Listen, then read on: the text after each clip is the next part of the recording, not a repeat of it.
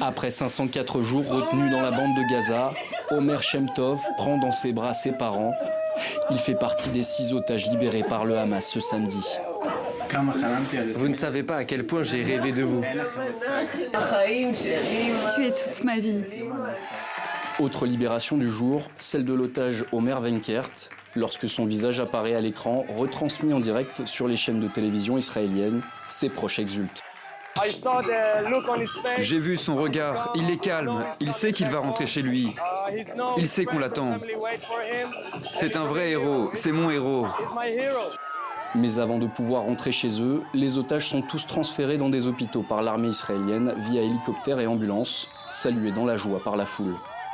Pour ce 7e échange d'otages contre des prisonniers palestiniens depuis le début de la trêve, le Hamas a remis 6 otages israéliens à Gaza au comité international de la Croix-Rouge.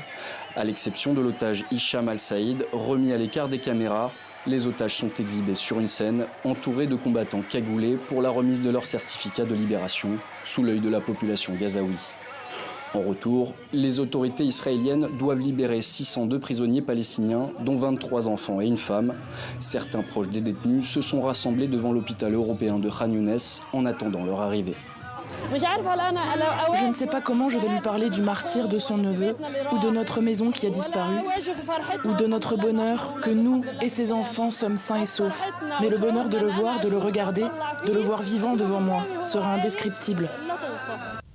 Mais en fin d'après-midi, Israël a annoncé avoir retardé la libération des prisonniers palestiniens attendus, sans donner d'indication sur la durée probable de ce report.